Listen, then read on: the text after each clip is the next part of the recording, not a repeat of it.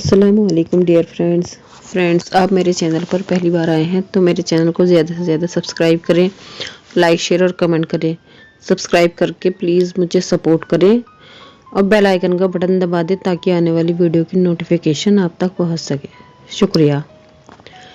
एक बार एक बहुत गरीब ही आदमी था जिसके 3 बेटे थे। यह आदमी बहुत बीमार था और बहुत दर्द में था। एक दिन उसने अपने तीनों बेटों को बुलाया और बोला, मेरे बेटों, तुम खुद देख रहे हो कि मैं बहुत बीमार हूँ और मरने वाला हूँ। मुझे बहुत अफसोस है कि मेरे पास तुम लोगों को देने के लिए कुछ भी नहीं है। मैं बस तुम लोगों से इतना कहना चाहता हूँ कि तुम लोग इतने अच्छे इंसान बनकर रहना और ऐसे ही काम करना जैसे मैं करता था। भगवान तुम्हारी सहायता ज़रूर करेंगे। और इतना कहकर वह आदमी मर गया। सबसे बड़े लड़के ने कहा, चलो बाहर चलकर कहीं काम ढूंढते हैं। जैसे कि पिताजी ने कहा है, सो वे तीनों दुनिया में अपनी रोजी रोटी कमाने के लिए बाहर निकल गए। चलते जब रात हुई तो उन्होंने देखा कि वह एक बहुत ही सुंदर महल के पास खड़े हैं। सो रात को सोने के लिए उन्होंने उस महल का दरवाज़ा खटखटाया। उन्होंने आवाज़ भी लगाई और चारों तरफ देखा भी, पर वहां उनको कोई दिखाई नहीं दिया। सो वे अंदर चले गए। उन्होंने अंदर जाकर देखा तो अंदर एक मेज पर बहुत अच्छे अच्छे खाने सजे हुए हैं। उन खानों को देखकर वो भौचक्के रह गए। पर फिर सबसे बड़ा बेटा बोला, क्योंकि घर में कोई भी नहीं है तो चलो बैठकर खाना खाते हैं। अगर कोई आएगा भी तो हम उससे इजाज़त मांग लेंगे। सो वे तीनों खाना खाने बैठ गए। उन्होंने पेट भरकर खाना खाया और मन भरकर पिया। खा पीकर वे महल देखने के लिए निकले।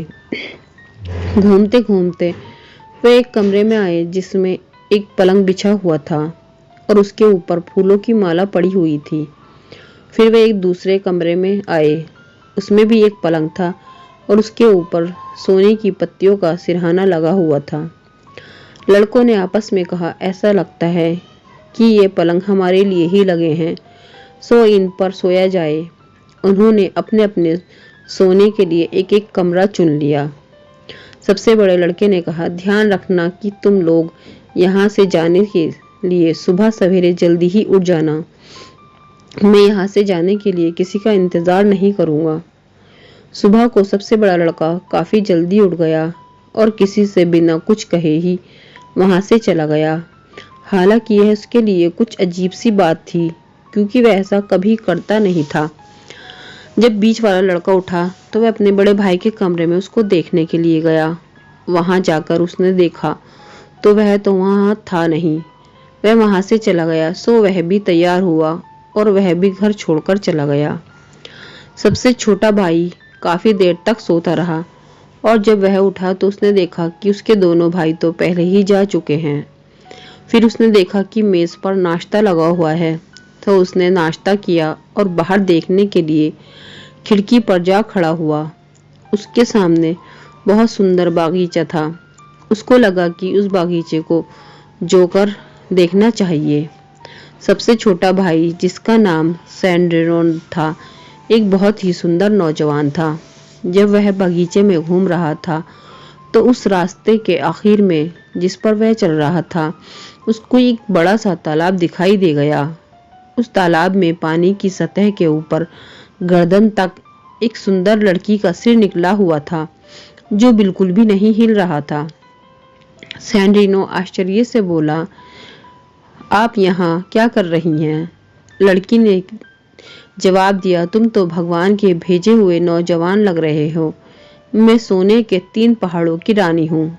मेरे ऊपर जादू डाल दिया गया था कि मैं तब तक यहीं इसी पानी में रहूं जब तक कि मैं अपने किसी ऐसे आदमी से ना मिलूं जो कि इतनी हिम्मत वाला हो जो इस महल में 3 रात लगातार सो सके। सैंड्रीनो ने जवाब दिया, अगर तुम्हारा जादू तोड़ने के लिए यही कुछ करना है तो मैं खुद यहाँ लगातार 3 दिन तक सोऊंगा। तुम बिल्कुल चिंता ना करो। लड़की बोली, जो भी यहाँ लगातार 3 दिनों तक सोएगा मैं उस आदमी से शादी कर लूंगी। जब तुम यहाँ सोओगे तो तुमको अगर कुछ सुनाई दे या जंगली जानवर अपने कमरे में आते दिखाई दे तो तुम डरना नहीं। अगर तुम जहां होंगे वहीं रहोगे तो वे तुमको छुएंगे भी नहीं और तुम्हारे पास से चले जाएंगे। तुम चिंता ना करो, मैं बिल्कुल नहीं डरूंगा और मैं वैसा ही करूंगा जैसे तुमने कहा है। रात को सिंड्रो सोने के लिए चला गया। जैसे ही रात के 12 बजे उसे कुछ आवाजें सुनाई दी तो उसको लगा कि वह तो जंगली जानवरों के चिल्लाने की आवाजें थी। सैंड्रिनो ने सोचा कि अब वह देखेगा कि वहां क्या होता है। इतने में उसके कमरे में भेड़िए, भालू, चीते, सांप और अनगिनत दूसरे किस्म के जंगली और बहुत भयानक जानवर आकर उसके पलंग के चारों तरफ इकट्ठा हो गए। पर सैंड्रिनो बिल्कुल भी नहीं डरा। कुछ पल में ही वे सब जानवर वहां से बाहर चले गए और बस उनके जाने के बाद सब कुछ शांत हो गया। सुबह होने पर वह लड़का तालाब पर वापस आया। उसने देखा कि रानी अब पानी से कमर तक बाहर निकल आई है। वह बहुत खुश थी और उसकी बहुत तारीफ कर रही थी। अगली रात को वह कमरे में और ज्यादा जानवरों का संगीत गूंज उठा, पर उस रात भी वह डरा नहीं और चुपचाप वहीं लेटा रहा। अगली सुबह जब वह तालाब पर आया तो रानी केवल आधी टांगों तक ही पानी में थी। उस दिन तो रानी ने उसकी तारीफ में आसमान तक पुल बांध दिए। लड़का मुस्कुराता हुआ नाश्ते के लिए चला गया। आज उसके वहां सोने की आखिरी रात थी। उस रात जानवर बहुत जोर से चिल्लाए और उसके पलंग के बहुत पास भी आए, पर उस दिन भी वह डरा नहीं और वह उसे ऐसा ही छोड़कर चले गए। अगले दिन सुबह जब वह तालाब पर गया तो रानी के केवल पैर ही पानी में थे। उसने रानी का हाथ पकड़ा और उसको तालाब से बाहर निकाल लिया। रानी की दासियां भी वहां आ गई और फिर सब लोग नाश्ते के लिए चले गए। 3 दिन के बाद की उनकी शादी की तारीख भी पक्की हो गई। शादी के दिन सुबह रानी ने उससे कहा, शादी से पहले मैं तुमको एक बहुत ही जरूरी बात बता देना चाहती हूँ। जब तुम चर्च में प्रार्थना वाली बेंच पर अपने घुटने टेकोगे तब तुम सो नहीं जाना, क्योंकि अगर तुम सो गए तो मैं वहां से भाग जाऊंगी और फिर तुमको मैं कहीं दिखाई नहीं दूंगी। लड़का हंसकर बोला, अरे बस यही बताना था, मैं वहां उस जगह सो कैसे सकता हूँ। उसके बाद वह दोनों चर्च चले गए। जैसे ही वहां प्रार्थना वाली बेंच पर घुटनों के बल बैठा तो उसको इतनी जोर की नींद आई कि वह तो पल भर में ही सो गया। उसको तो पता ही ना चला कि कब उसकी आंख लग गई। उसके सोते ही रानी वहां से भाग गई। कुछ मिनट बाद ही लड़के की आंख खुल गई। उसने देखा तो रानी वहां पर नहीं थी। उसने कई बार उसको आवाज दी, फिर वह महल वापस आ गया। वहां भी उसने रानी को ढूंढा, पर वह वहां भी नहीं थी। अब उसकी समझ में आया कि वह रानी उससे क्या कहना चाह रही थी। उसने वहां से पैसों का एक थैला उठाया और रानी को ढूंढने चल दिया। सारा दिन चलने के बाद रात को वह एक सराय में आया। वहां उसने उस सराय वाले से पूछा, क्या उसने सोने के 3 पहाड़ों की रानी को कहीं देखा है? वह बोला, मैंने खुद तो उसको नहीं देखा, पर क्योंकि मैं दुनिया के सारे जानवरों का मालिक हूँ, इसलिए मैं उनसे पूछूंगा अगर उन्होंने उसे कहीं देखा हो तो। उसने एक सीटी बजाई और तुरंत ही कुत्ते, बिल्ली, चीते, शेर, बंदर और बहुत सारे और जानवर वहां आ गए। सराय के मालिक ने उन सबसे पूछा, क्या तुम लोगों में से किसी ने सोने के 3 पहाड़ों वाली रानी को देखा है? जानवर बोले, नहीं, हमने नहीं देखा। यह सुनकर सराय के मालिक ने सब जानवरों को वापस भेज दिया। वह सैंड्रिना से बोला, कल सुबह मैं तुमको अपने भाई के पास भेजूंगा। वह सारी मछलियों का मालिक है।